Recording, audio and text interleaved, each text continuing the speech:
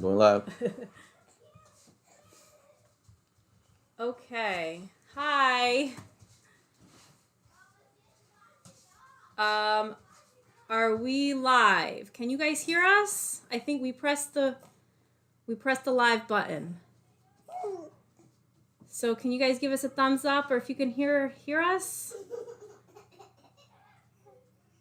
Okay, 1 minute. Oh, there's a lag. Yeah. Okay. There'll always be a lag. But here on this one, I just walked away. Yeah, there'll always be a lag. In a way, lag is good because if somebody says not nice things, you know. Oh, someone said they could. Oh, okay, you can hear us. No, she's asking us if we can hear. I can hear you? Question mark. Okay, can you guys give a thumbs up if you can hear us? This is our first live, so we're kind of like, we want to make sure that you guys could hear us. Give us a thumbs up if you can hear us. Thumbs down if you can't. Or like just say I can't hear you or I can't see you. If you guys don't mind. Thank you.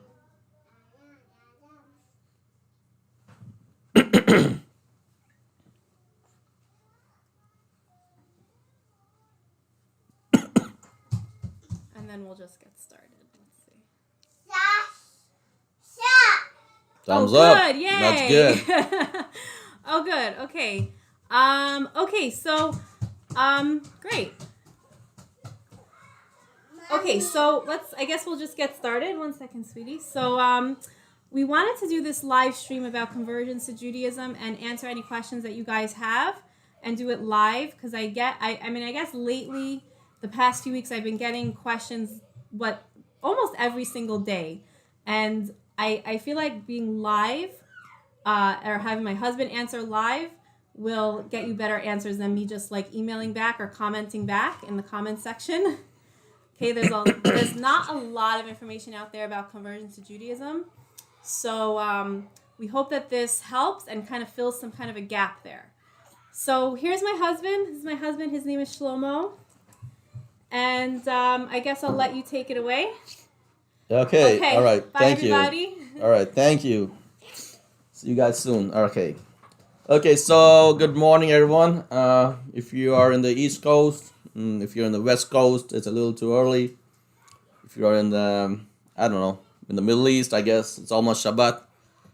Anyway, welcome to our channel, and this live stream is being made for the benefit of any potential candidates that are willing to, not willing, but rather who are looking forward to convert to Judaism, and anybody else who is already in the process and needs some extra questions. Okay, so that is what this live stream is going to about. And I actually got my first live stream question. How long have you been Jewish? I have been Jewish 16 years from now. Yeah, it's about 16 years. I've been Jewish for 16 years. Okay, so I guess I answered that question. So I'm going to go back to this piece of paper that I have to answer these other questions. These are basically like the top questions that we keep getting and keep getting. So I guess the first question is, can you convert to Judaism? And the answer is yes, you can convert to Judaism. Yes, you can. Can you follow the religion? Can you convert into the religion that Moses and Abraham and King Solomon and King David followed? Yes, the answer is yes. It's alive and well. It's alive and well, and people who follow that religion are still around. People like me, my wife, people, all the Jewish people in the world. Okay. Excuse me, my daughter has I guess, is it a toy issue? All right. Anyway, sorry about that. Yes. So, yes, you can convert to Judaism. It's a process that usually takes a year, 3 years, 2 years. It does not, it's not a set in stone time frame. The usual process of converting to Judaism is you basically open a phone book or go onto Google and find an Orthodox rabbi. You just call him, make that call, and just say, I want to become Jewish. And that's about it. That's how it works. Excuse me. Nobody actually will gonna come to you, because Judaism is not a religion that is looking for converts. Judaism is not a religion that goes out and knocks on people's doors and says, hey, do you want to become Jewish? Yes, you can convert to Judaism. Second question from Orlando 0110. Orlando 0110. Actually, I wonder what 0110 is in binary. So you got binary, in binary math, you got 0, 1, you got 10, 11, and then you got 100, 101, 110. Oh, 7. So Orlando 0110 is the same as Orlando 7, because 0110 in binary digits is 7. 7 is a really good number for Jews anyway. Would you personally encourage someone to convert to Judaism? I will not encourage someone to convert to Judaism unless they want to convert. If there's a guy next door and he's just living his life, happy, normal American guy, drinks his beer, eats chicken wings, he's, pays his taxes, keeps the law, happy guy, has a girlfriend, that's fine also. Living that life is also fine. There's absolutely nothing wrong with that. But if he wants me to help him, yes, I will. But will I make the first step, take this first step and go to him and knock on his door and say, hey, have you heard the good news? Like people come to my door sometimes and say, they knock on the door, and say, oh, have you heard the good news? And I'm like, what's the good news? Did the taxes go down? And they're like, no, blah, blah, blah. They're like missionaries. It's kind of annoying. But so I'm not going to do that kind of missionary work. But if somebody wants help, I will. That's the whole point of this live stream, actually. Yes. But I would personally encourage someone to convert to Judaism? No, I will not encourage, because it's something that needs to come from the person. Becoming Jewish is more like a excuse me. Becoming Jewish is more like going into the Navy SEALs. Not to put them down, they're great people, but the application process is basically they don't really you put yourself there and say, I want to become Jewish. Nobody comes to you. So that shows that you're sincere, and also there's a certain responsibility that comes about when you want to become Jewish, as opposed to somebody will try to pull you into becoming Jewish. But no, as a matter of policy, Judaism does not go out and look for converts. No. I hope that I answered that question. If I do not, please kindly let me know, and I will rephrase it for you. Okay, second question on my paper. Status of convert after conversion, community acceptance. How is a convert received or welcomed in the community? Excuse me. So the status of a convert after converting to Judaism is basically you're Jewish, period. That's it. You're just as Jewish as the rabbi you speak to. You're just as Jewish as Moses. You're just as Jewish as King David. You're just as Jewish as anything else, any other Jew. And it's the Torah says, God says, if you go through the kosher conversion process, you are Jewish. So that's about it. That's the bottom line. Community acceptance. Yes, communities accept converts. There are a lot of communities. Almost every community accepts converts. Yes. But it is possible certain community members in certain communities do not have the maturity to deal with converts, because not everyone is mature enough to deal with any kind of issue in life. As a matter of fact, I feel like I'm somebody who can deal with a lot of things in life, but when it comes to marriage, I'm still kind of learning. But when it comes to, fighting on the streets, I'm just joking. When it comes to like self-defense or mathematics, I can take care of myself. So not everybody is inbuilt to deal with converts, and sometimes it might come out like a little gray. They might not speak to you the proper way, or maybe out of curiosity. They might say something that might offend you, but no, you should not take those things personally. Communities do accept converts, but converts, on the other hand, have to keep what they sign on for. When you become Jewish, you're signing up excuse me, You're signing up to keep Shabbat, kosher, the whole 9 yards, and you have to keep all of that. And communities actually are actually very proud of converts when they see them, and they're like, wow, this guy is doing a really good job.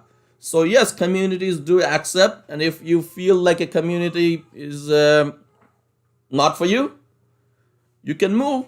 You can move. Not every community is for everybody. Even among Jewish people, there are different sects of Judaism, and certain sects of Judaism don't mix with other sects because it just doesn't work, because they have different cultures, different customs, and everything. But at the same time, they love each other. But it's not like they hate each other. God forbid. It's not like they dislike each other. But if Jews, native-born Jews themselves, have certain uncomfortableness between them, it's natural that certain members in certain communities will have a little bit of uncomfortable feeling towards converts. But the thing is that as a convert, that's not your job to worry about what other people feel about you. As a convert, your job is to keep Torah mitzvot, learn, get married, be happy, worship God, the whole 9 yards. You shouldn't really be focusing too much on if the community is accepting you as much as you would like them to accept you. Yes, you should look around and get a gauge what the community feels about you, so you'll get some feedback about your own self. But don't focus on it. Don't think too much about it. How is a convert received or welcomed in the community? Converts are received with great joy.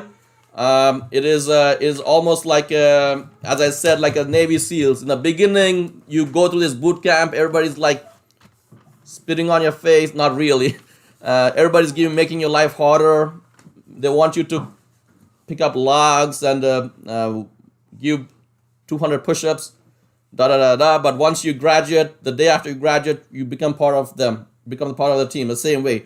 As a matter of fact, the community that I live in, they did a big party for me. They just went all out, and they're great people, very nice people.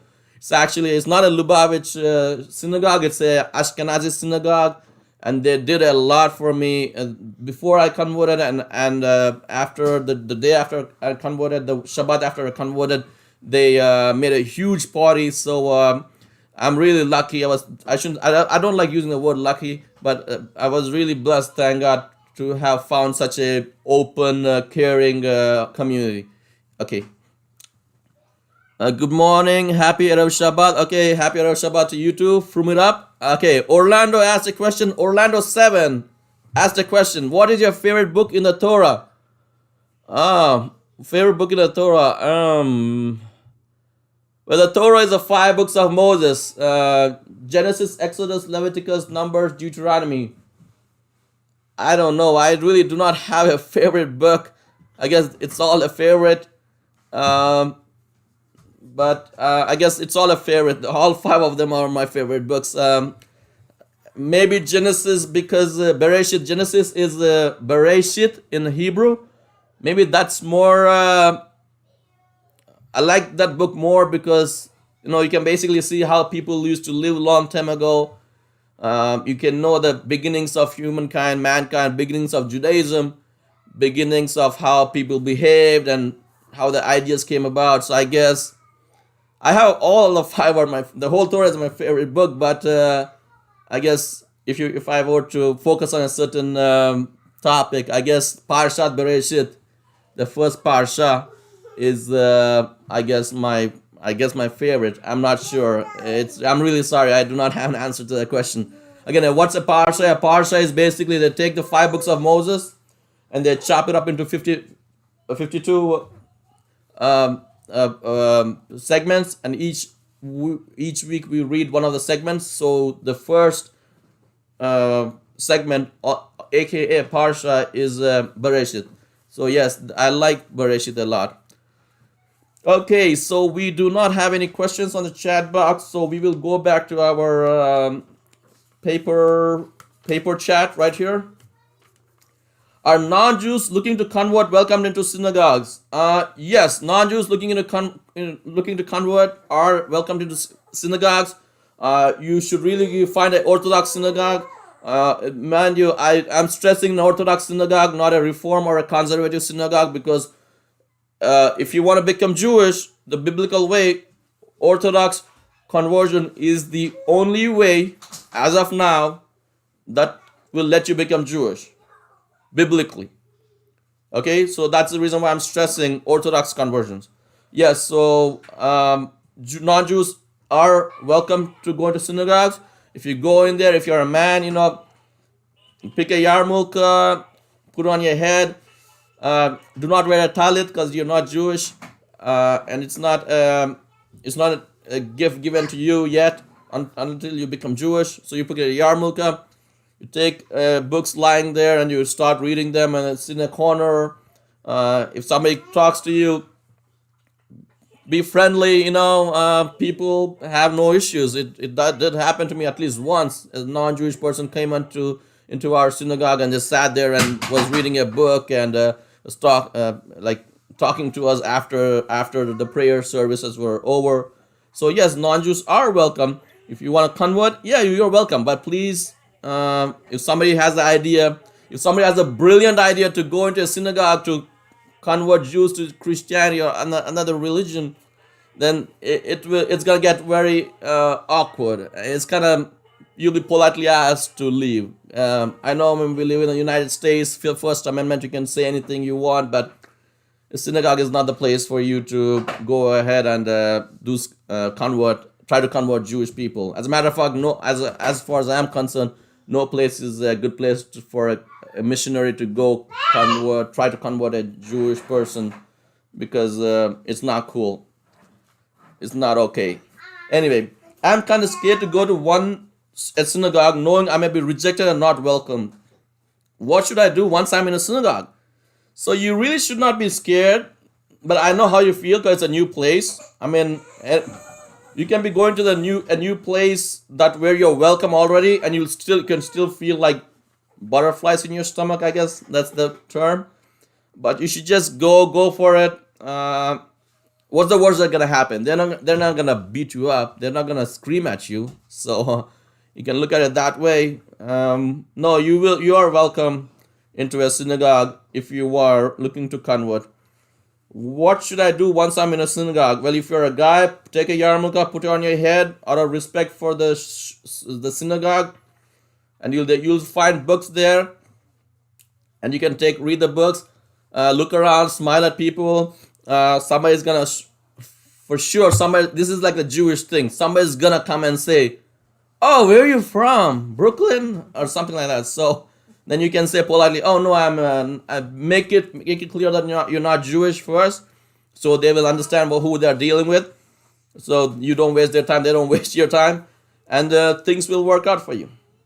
Okay, so that is the answer. Shabbat Shalom, Natalia Force. Natalia Force. Okay, Miss Natalia Force. Shabbat Shalom to you too. We fast when others feast on pork. I guess, yeah. I mean, today, if somebody didn't know that, today is the 10th of Tevet, the 10th of the Jewish calendar month of Tevet. Tevet is a month in the Jewish calendar, and today happens to be a fast day. No, it has nothing to do with December 25th. It's just a coincidence. It just happened that this year the fast day fell on December 25th. So it's nothing anti-Christian or something. All right. A smiley face from Natalia Force. Great job. Anyway, let's go to the next question. What does Judaism say about age gap difference in marriage? Okay, this is the Rambam, a really big rabbi, already spoke that, tells us that it's better not to have a big age gap difference in marriage.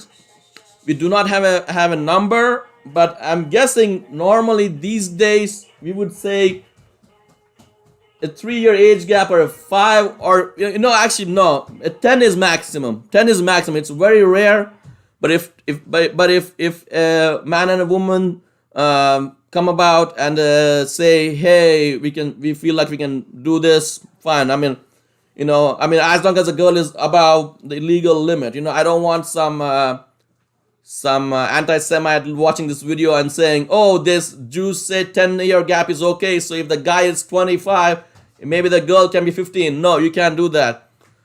Judaism prohibits getting married to a girl who does not want to get married to you. Judaism prohibits underage marriage. Judaism prohibits going against the law of the land. If the law of the land says a girl has to be 18 years old, a girl has to be 18 years old. It does not matter. The customs and blah, blah, blah do not matter. So yes, so 10 years is the maximum. At average, 3 years is what I see personally. I know people who have a 7-year gap. Me and my wife have like a year and a half, not even a year and a half, like a year gap between us. So yes, and also it does happen sometimes the wife is maybe a little older than the per man. That's fine. So yeah, so there is that. I guess 10 years is a accepted maximum culturally. But again, you have to look at it. If a man is 70 years old and the lady is 55, which is a 15-year gap, it's not that bad at all for them if they want to get married. So it's really, I guess, it's a personal choice between the couple. Judaism really doesn't stick its nose into personal choices of couples. As long as the main items are covered and they are being done according to Jewish law, Judaism does not really have a set number. But the custom seems to be, from what I have seen, 10 years is like the max. Yes, so there was a thought that went through my head. Yeah, okay, fine. When these two people prayed to Hashem with the standards they were looking for in a partner, and they met through Hashem answering their prayers. Okay, I mean, if two people davened to God, prayed to God and said,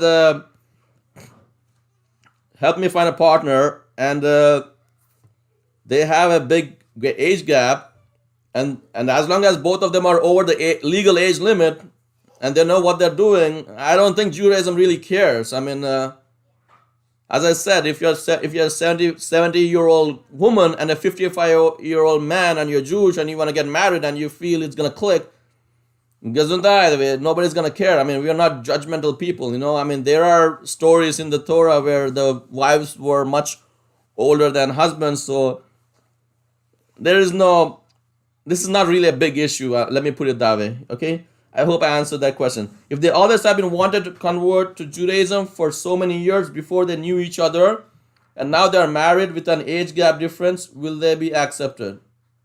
I think the question is if the Jewish community will accept a couple with a huge age gap difference. The answer is simple. It's nobody's business what your age gap difference is. It's between you and your husband. I mean, they will accept you either way. And there will always be people out there who will look for things so that they don't accept you. People will always have issues with you, so you can't really live life with an attitude of, what are people thinking? The only time you should ask yourself, what are people thinking about me, is when you feel you're doing something wrong. But this has nothing to do with doing anything wrong. If there's an age gap, there's an age gap. What's the big deal? I mean, it's nobody's business.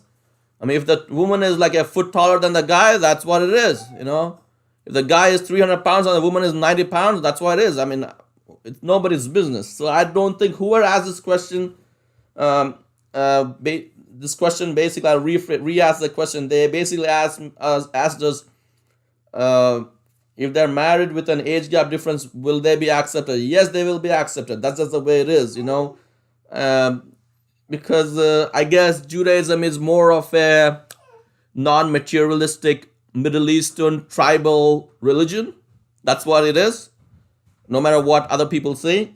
And usually non-materialistic religious Middle Eastern tribal religions like Judaism have these kinds of not normal couple age gap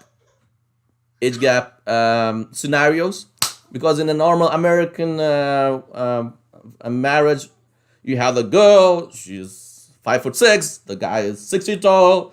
They have exactly 1 year gap between them, and they're this, and they're picket fence, da da da. But in Judaism, you will see that things are a little sometimes off because we really do not look for. Let me put it this way: we really, as long as everything is going according to the Torah way, we really don't care much about other things.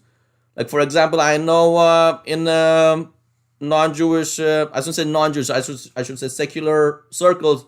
Usually the woman is shorter than the guy. And usually guys go for women who are shorter. But in Jewish circles, that's not what it is. I know people, like so many people who don't care. Or in the non-Jewish circles, in secular circles, you see where the woman and the woman or the man wants to marry somebody who is same skin tone as them, like Caucasian, whatever. But in Jewish circles, you will see that's much more mixing, like people who are much more like that are darker, marrying lighter skin, white kind of people. I hate to use the word white because I think it's very impolite, but Caucasian looking people, and it's normal. Nobody says, "Oh wow, look at that! This brown Jewish guy married this white Jewish girl." Nobody says that. "Oh, what a great couple! Oh, what a what racial symphony." No, nobody says that because we see more of that, so we don't care. Because at the end of the day, what matters for us to be is the person is Jewish and religious. That's what matters. So yes, I hope you answered your question. If I did not answer your question, please ask me, email my wife, and I can rephrase it maybe for the next live stream or something. We will take a break from the paper chat and go back here. Halakhically, there's no clear limitations. From it up, yeah, I guess. Yes, I guess from it up is basically telling me. I'm not sure if from it up is a lady or a gentleman, but either way, it does not matter. We love everybody. Yeah, there is no clear limitation. Halakhically, Judaism has no limitations on age gap. That's like saying, is there a federal law that limits how much cereal you can buy every day? There is no limit. You can dig it up, and there's no limit. But is there a accepted amount of cereal that you can buy from a store? Yeah, I guess 5 or 10 boxes before the store manager looks at you weird. So, yeah. But okay, I guess I beat that question to the ground. All right. Would you consider a conservative convert Jewish? It's being asked by Eric Anthony. Would you consider a conservative convert Jewish? A non-Jew who went through a conservative conversion, the conservative movement that as we know of today is not Jewish.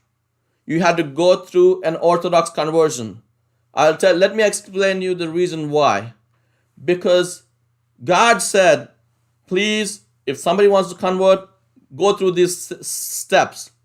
Make sure there are 3 religious Jews sitting on a conversion court. Make sure the gentleman or the lady who wants to convert goes to a proper mikveh. When I say proper mikveh, it has to be through a certain kind of water and everything. And the gentleman has to go to a circumcision ceremony. Okay? So the problem from what I know about the conservative movement, and I'm not expert, but what I know, what I read is they really don't care about keeping Shabbat. They have a twisted idea about kosher laws. I don't know what their mikvah laws are. So it is not. It's not a biblically acceptable conversion. I'm sorry. I'm not trying to put people down, but this is where I rather tell you this truth right now than sugarcoat it and make you and fool you into thinking that you're a convert. No, you're not. You do not. If somebody becomes Jewish through a conservative synagogue, whatever it is, I don't even know if they do conversions. It is not kosher. Israel will not accept it. That's a problem. If you try to make aliyah or immigrate to Israel, they'll say no. They're gonna ask you. First of all, they're gonna ask you, well, you converted conservative. Well, what about shark? Do you eat shark? Because I know the conservative people say shark is kosher. From what I read, No, that's a problem. Shark is not kosher. So no, the simple answer is no. It has to be through Orthodox rabbi, Orthodox conversion court. And I'm really sorry. I don't mean to put you down or ruin your day or make you feel sad. But I'd rather tell you this now than fool you.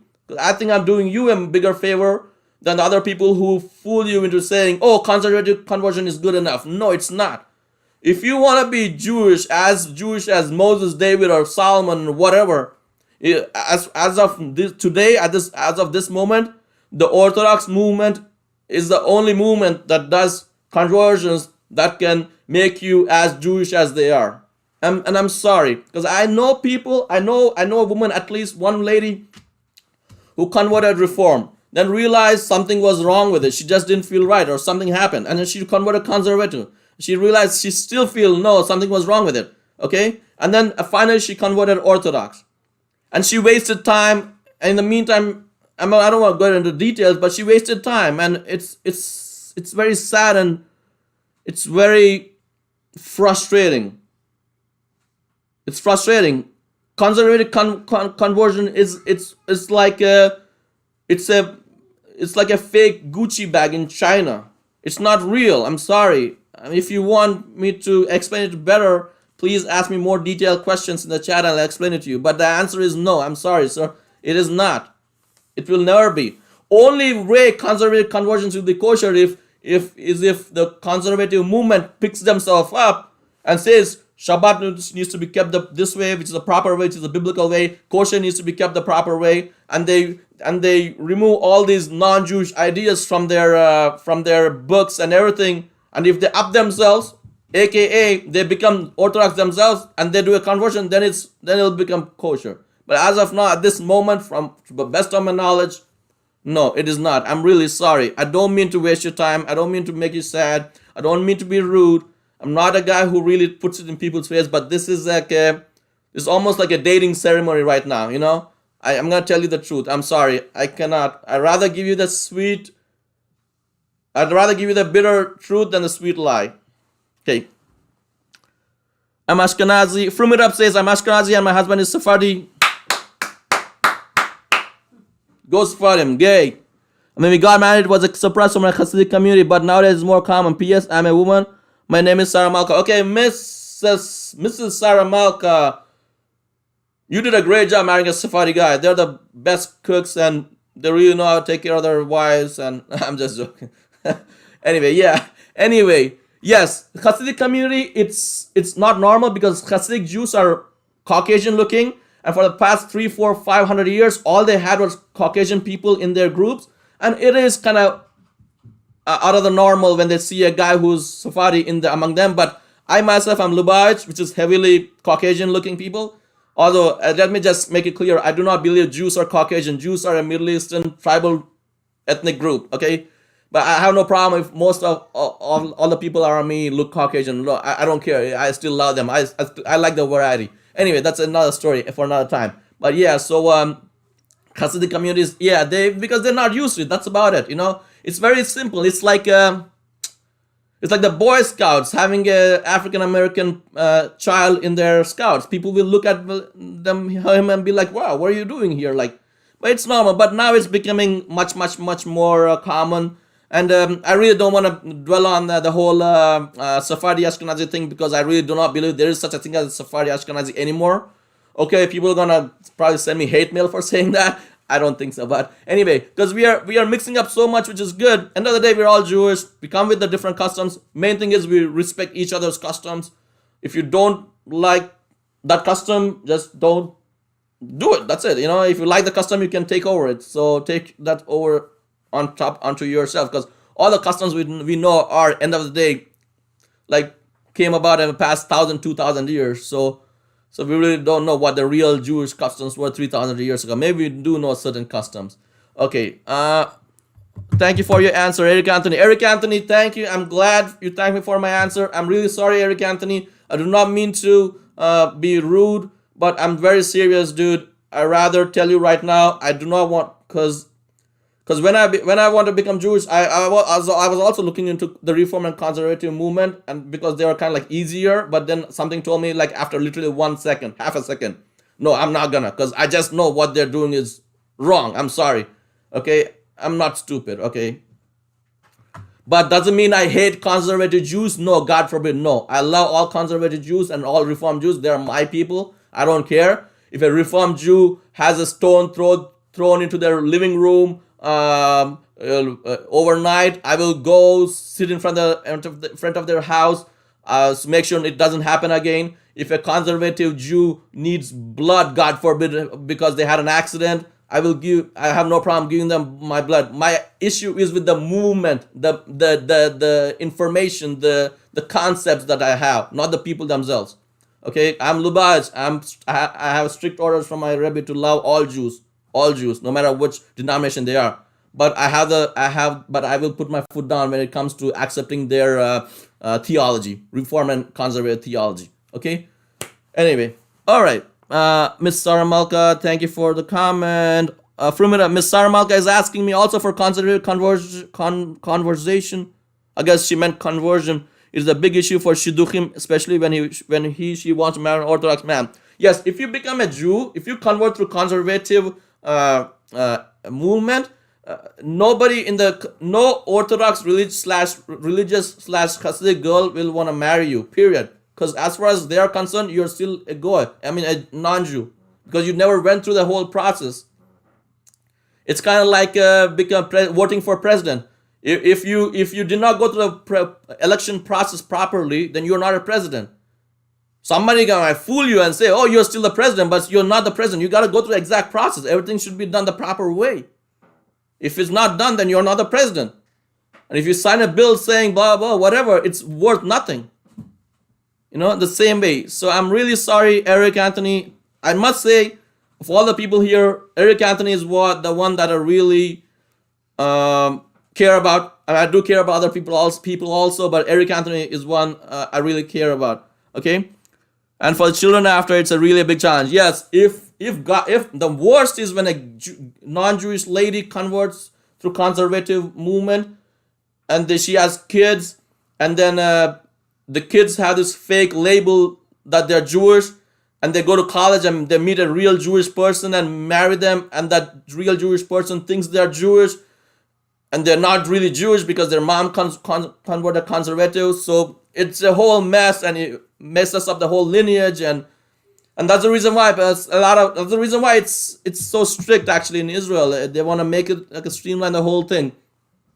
But anyway, Eric Anthony, I do want to tell you that it's not hard to convert to Orthodox Judaism. It's not a hard life to live. If you like it, there's a saying that says, if you like your work, you never work a single day in your life. So the same way, if you like Judaism, like the biblical Orthodox religious Judaism, which is the genuine Judaism that's present these days, you will not feel like it's hard. It becomes a part of your life. Yeah, you can still go not skydiving, but you can still go snowboarding, you can go boat riding, you can play tennis, you can play football, you can drink beer, you can do everything that you want. That's kosher. There's nothing real. People have a very weird idea that religious Jews have like boring lives. That's not true. That is not true at all. We have like great lives. Yeah, but what we do is, like me and my wife, we watch we watch something together, like a video or something on about animals in the Amazon or something. We have our good times all the time. People think, oh, it's a hard life, or it's not a hard life, or it's a hard to convert. It's not hard to convert. Yes, it is. Maybe as a man, it's kind of hard for you because you had to go through the circumcision process. I remember I was 21. Yeah, I was 21 when I went through a circumcision process, and it was what it was. I mean, what can I do? I don't even think too much about it. But yeah, Eric, Anthony, you should really look into Orthodox conversion because it is doable and the life is livable, and it's not something that's hard at all. And for the children after, I agree. From it up is okay. Okay, fine. All right. So I do want to say that Jewish life is about picking the items in your life that are kosher, like baseball, football, having a date night with your wife. I don't know, you go dance in the basement with your wife. All of these things are kosher. And when you do this, all of these things like baseball, spending time with your wife, for the sake of being healthy or for the sake of making your spouse happy, then you're basically bringing God into this material world. It's a major concept in Lubavitch Hasidic philosophy, bringing God into this material world. That's what it's all about, basically, at least from Lubavitch Hasidic philosophy. What does it mean bringing God into this world in a kosher way? I want to talk to you about it a little bit. I will take questions. You can please keep typing questions. I will take questions, but I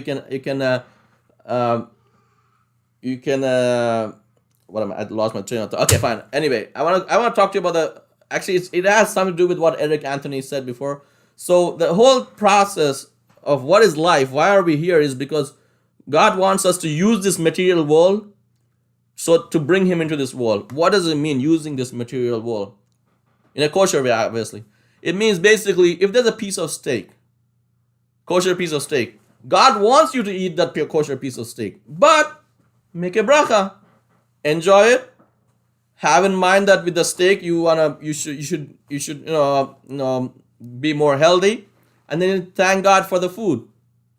So Eric Anthony, there's nothing wrong. This is not just for Eric Anthony, but it's for everybody else.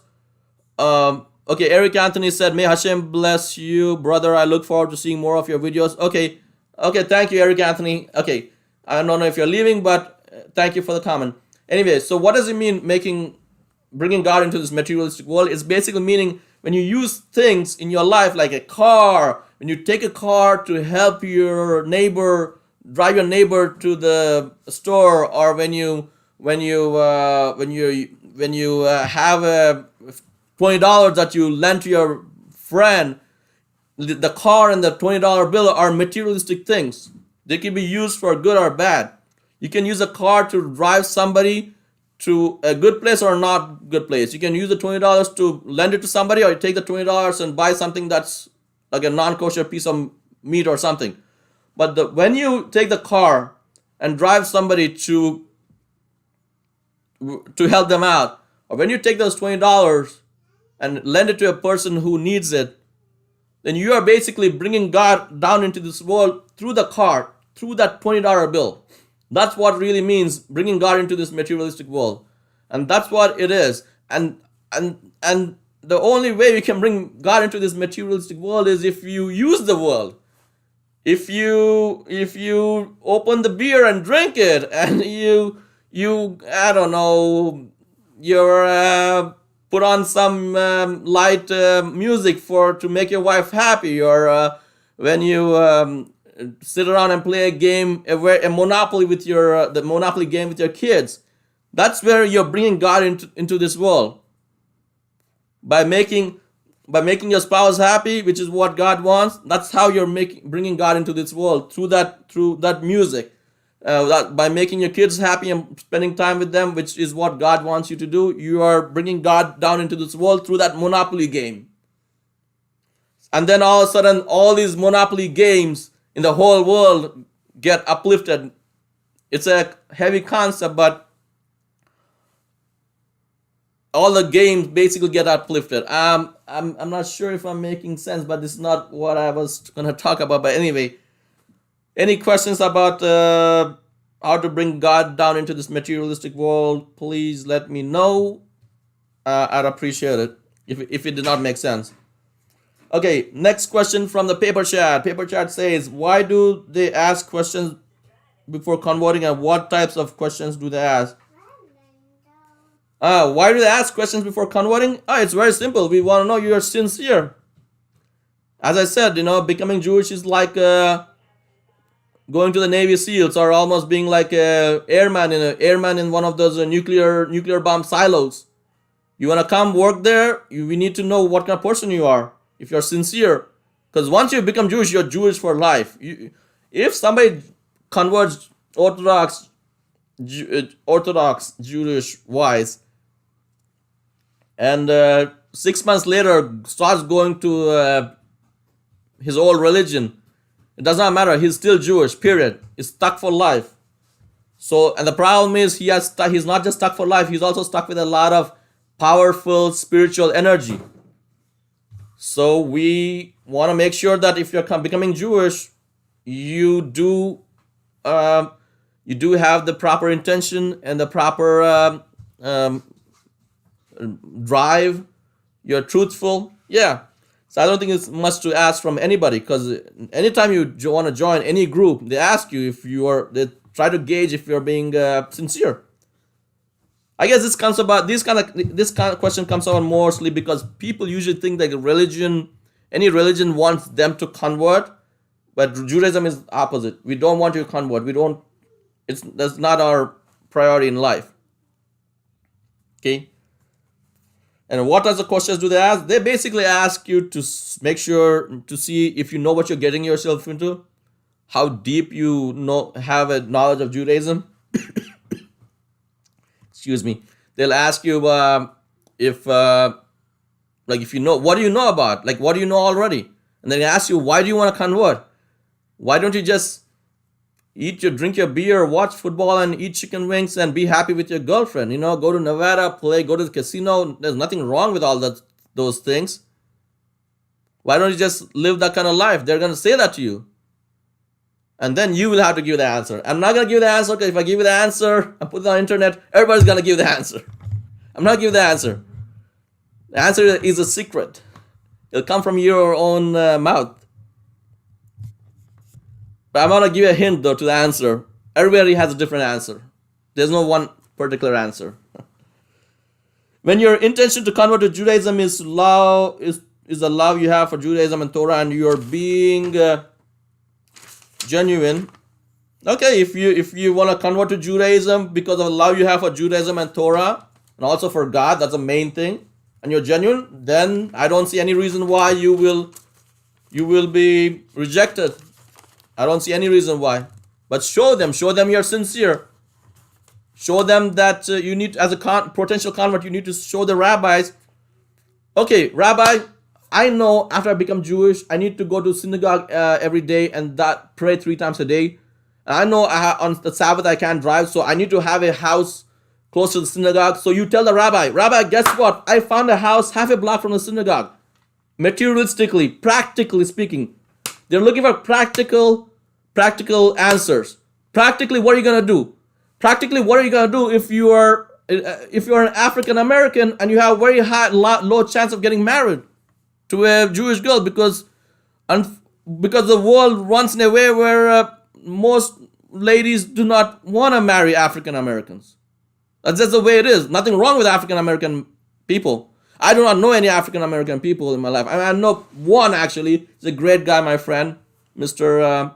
I don't want to say his name. I don't know if he'll appreciate it, but he's a great guy. But if you're an African American convert, they're gonna ask you, how do you expect to live? Okay, we're gonna convert you, but how do you expect to live the rest of your life where potentially you will never be married? And for a man to not be married is like a big deal. Because we have desires and urges, which is normal, which is okay to have all those desires and urges. It's what we do with those desires and urges is what matters. But they're gonna ask you if you're as I said, if you're an African American person trying to convert, they're gonna ask you, what are you gonna do? Most girls don't want to marry you. What are you gonna do? You have to answer that. You have to answer. In my case, they basically said that to me. They said, yeah, you are dark. They were not being mean. God forbid. They are being like, they ask these questions out of because they really care about you. They say you're dark and what are you gonna do? Girls want to marry lighter skinned white guys. And I answered them whatever I answered them, and they were satisfied with that answer. Was it something in my mind? Yes, I was very concerned that I would, God forbid, have a hard time finding a wife. Not just that, I was concerned that I would have to settle for like a woman who was not so beautiful, so like ugly, whatever you want to call it. Baruch Hashem, find a girl it was very, very extremely beautiful, and the whole 9 yards, the blue eyes, blah blah blah, whatever. But thank God it worked out. But they're gonna ask you these practical questions. They're gonna ask you, hey, you wanna live there, but the nearest kosher store is 3 hours from you. How are you gonna buy kosher food? All these practical questions will come about. And you'll have to answer them. You have to think about it. Becoming Jewish is not just going on top of a mountain and like reading the Bible the whole day. No. Becoming Jewish is, the prerequisite is to be very, very, very, very smart. I'm not saying if you feel like you're not smart, you can't become Jewish, but that seems to be the prerequisite.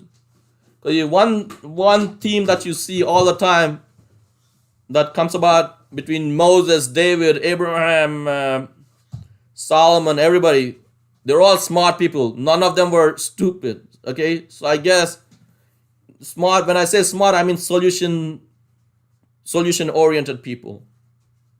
Okay.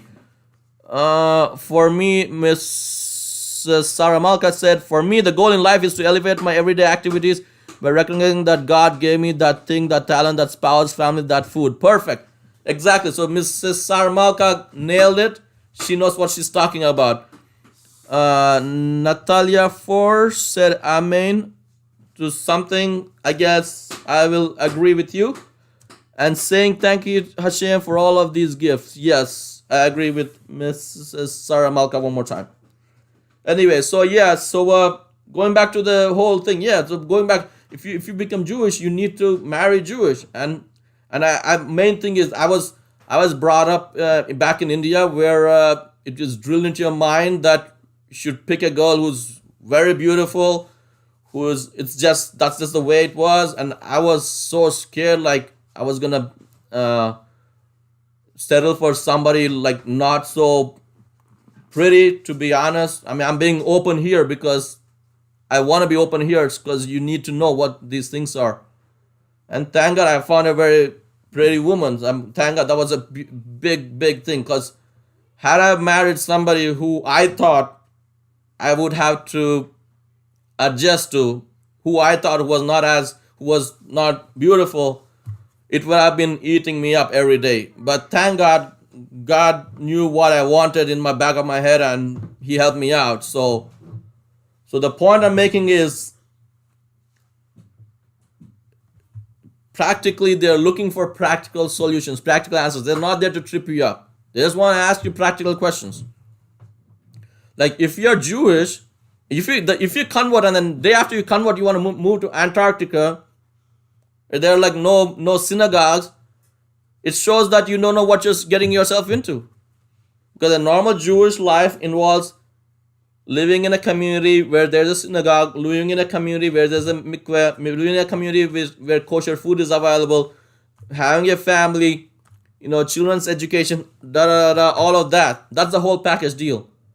So that's what you need to be talking about. You need to be giving the rabbis the solutions that you already have for all these future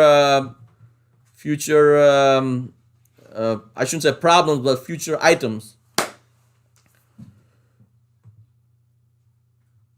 It makes your union to Chana that more special. She saw your pure and beautiful neshama, and you saw her inside and outside beauty.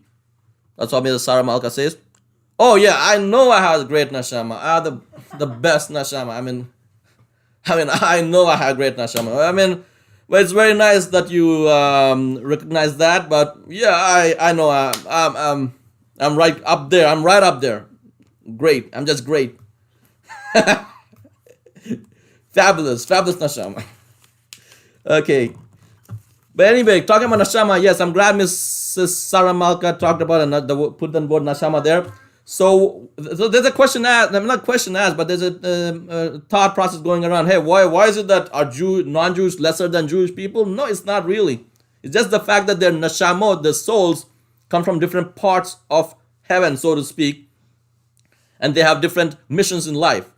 That's the reason why it's okay for a non-Jew to stay a non-Jew without converting to Judaism, because to begin with, his soul came from a certain part of the heaven.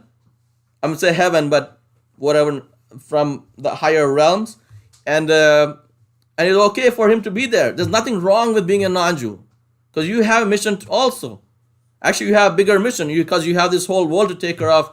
You got to take care of people like bad people. You got to make sure law and order is in order, proper is being executed properly. Your mission in life can be to find a solution to some kind of financial problem, or your mission in life is to help people with building a house. You might be a construction worker, you can be a plumber, you can be a doctor, lawyer, engineer, and this can be your mission in life, and there's nothing wrong with that. Helping people is like the biggest mission in life. It's the biggest mission. Judaism is basically like a monotheism's poster, you know? That's what Judaism is, more or less. It's a poster for monotheism. So that's what, and then if you want to come into this group which advertises monotheism, there are certain other rules that you need to keep. But if you're not a Jew, and if you're not Jewish, that's fine too. You have your big missions in life. You know, I'm not, it's like people who give a lot of, non-Jews who give a lot of tzedakah, charity to poor people, to help with building schools and blah, blah, blah, whatever. I should say blah, blah, blah, but building schools and hospitals, whatever. They are doing a big thing in their lives, and God is very happy with them. And we should not think for a moment that, oh, God is not happy with them because they're not Jewish. No. When a non-Jewish person does something good, God is extremely happy with them. Okay? Okay, fine. Let us go back to the paper chat. Do you have to know Hebrew before converting? Yes, you need to know Hebrew before converting. It is very easy to learn Hebrew. I taught myself Hebrew in either 1 hour 20 minutes or 1 hour 40 minutes. I do not remember. I printed the stuff out from the internet, and I just knew I should give credit to the website that I learned Hebrew from. It's called jewfaq.org, jewfaq.org. I downloaded they had something about the vowels, how to pronounce and everything. I downloaded it, and I memorized the alphabet, and I saw which vowel goes where, what sound it makes. I'm not sure why. I know some people might think 1 hour and 40 minutes is way too short, but I don't know. It just happened to me. But again, I should give credit to back in India. When I was in India, we used to memorize literally tens of pages of material from textbooks. So I already had a prerequisite experience with memorizing stuff, and to memorize another roughly 30 symbols, that's what it is. It was like nothing to me. And also, maybe I speak two other languages. Maybe it made me easier to learn Hebrew. I do not know, but yes, I was able to read, not understand, read Hebrew within 1 hour 40 minutes. Okay. Yeah. So why are we so concerned about you learning Hebrew before you become Jewish, or the day you become Jewish, or before you become Jewish? Because the moment you become Jewish, you will have to start saying blessings. The moment, let's say you become Jewish right now at 10:58, and at 11:05 you want to drink a cup of water. You need to make a blessing because you just became Jewish. Your life flipped over. Your soul went from this side to that side of the heaven. Your life flipped over in a blink of a second. Now you have to make a bracha. But if you can't read Hebrew, you will not be able to make a bracha. And you really can't drink or eat or do other things without making a bracha. So, but I want to assure you that it is not hard at all. Any person, I believe, can learn to read Hebrew. Even if you're reading Hebrew really slow, okay? If you put 2 hours into it, 5 days a week, 3 months, you will get it.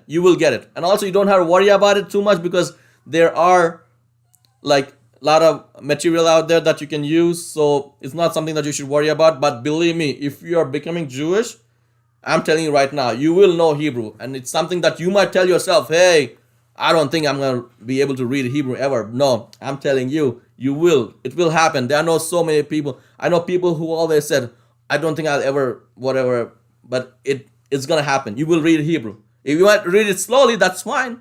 That's fine, but you'll pick it up. You will pick it up. And it's not something that's hard to learn at all. You will pick it up. And it is your language. You are becoming part of this ancient tribe. And you will feel more special because you speak that language, the language of your people, the Jewish people. So yes, Hebrew is a must, compulsory. You might even learn Hebrew phrases. I'm sure you will. You might even speak Israeli Hebrew.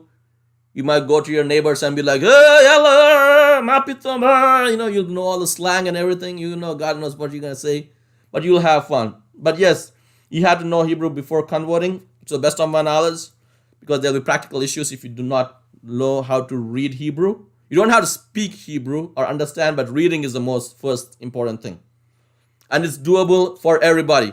Any human being, if they do something over and over every day, will get it. It's your subconscious brain that will pick it up if you like it or not. You can even learn Korean if you want. If you do it enough number of times every day, you will pick it up. You will pick it up. Only thing is just try to focus your mind on that, what you're doing. Like try not to think of something else when you're doing it. Just focus your mind and you will learn Hebrew. It's easy. It is easy. Trust me. It's like about 30 symbols. It's like going for a driver's license test, They make you memorize what this symbol means, what that symbol means, that symbol means. The same way. It's more or less symbols. Okay, do you have to know Hebrew before converting? Or in the process of converting, do you learn Hebrew? Now I understand the question. Well, you usually learn Hebrew in the process of converting.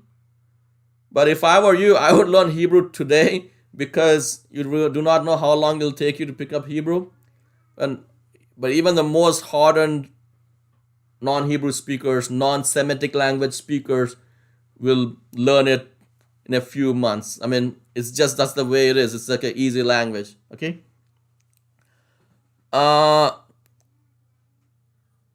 Athena, what was your biggest challenge during conversion?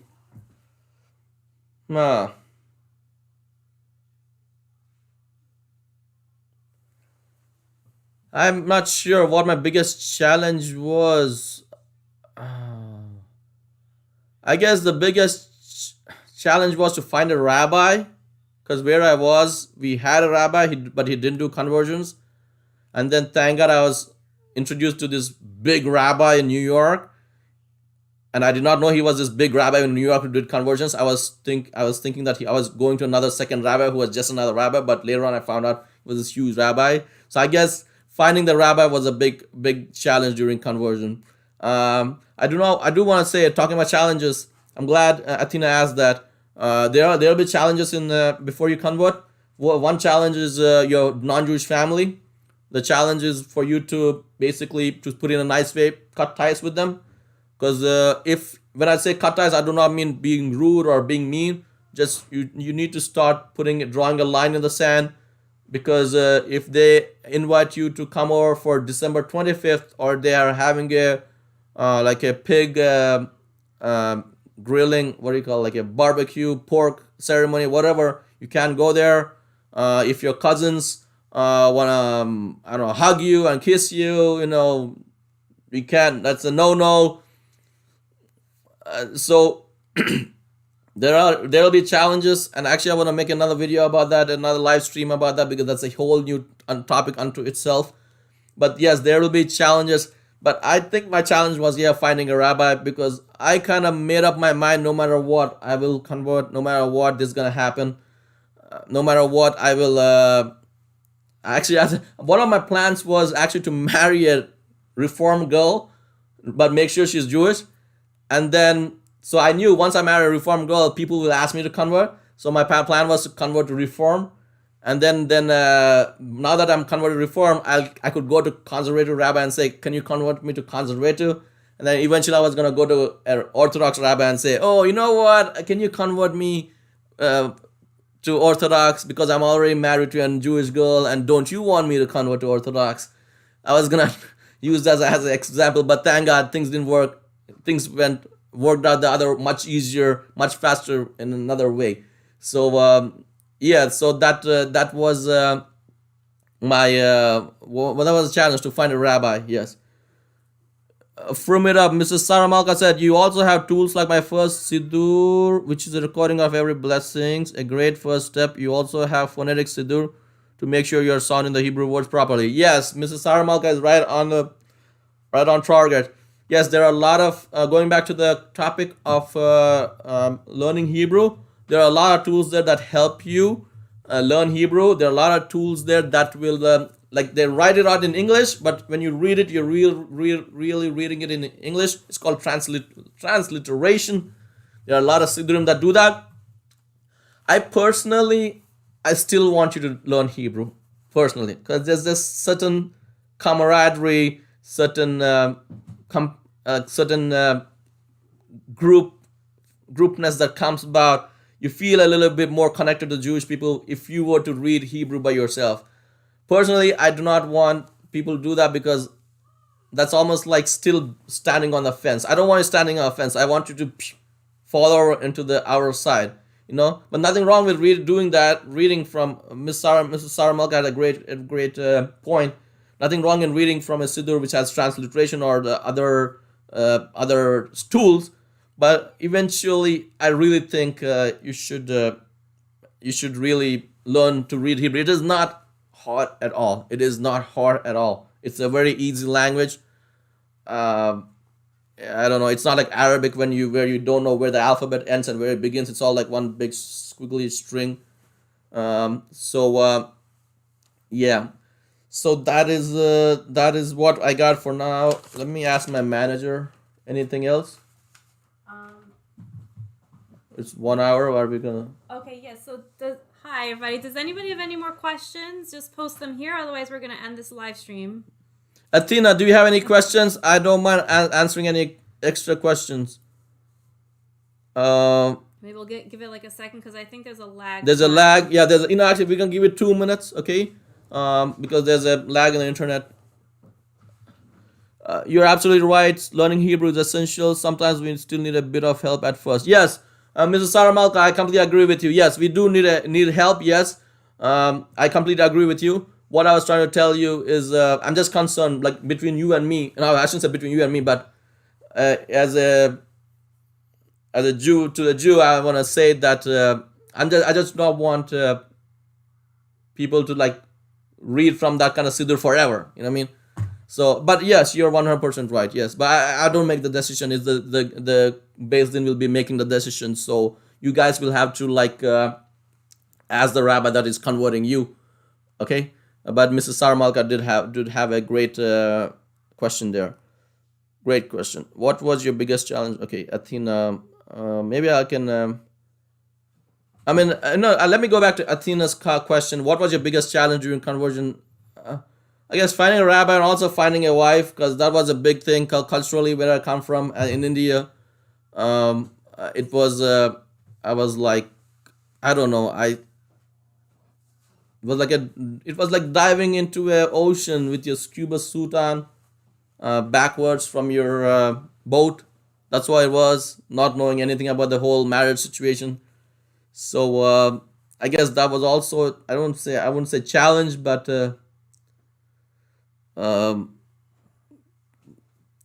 that was after conversion challenge. That's like more like an after conversion challenge. Yeah. But again, everything in life needs to be thought about. Okay, as I said, Judaism is a religion, as far as I'm concerned, as far as I know, a religion that needs you to be smart, think ahead, have solutions, plan ahead.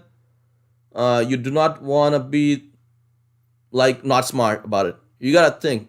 There's a reason why people say, "Oh, Jews are so smart." I guess maybe, man, you gotta be smart to do all these kinds of things. Your brain gotta work a certain way.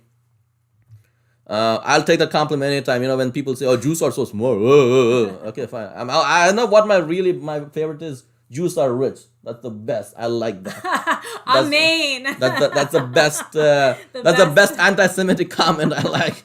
Jews are rich. Yeah, that's good. Yeah, good. Okay.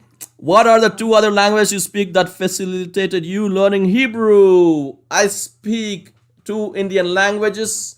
Actually, Sorry, I'm gonna just jump in here. Shlomo speaks like 8 languages or something. He'll tell you he speaks 2, but he speaks like 8 languages. okay, my wife is talking bad things about me. I don't speak 8 languages. I speak 8 broken languages, as in like I can say konnichiwa in Japan and ni hao in Chinese. But I hear him speaking. I can speak hola in Spanish. But the thing is, I speak 2 Indian languages. The first one is called Hindi, Hindi, Hindi.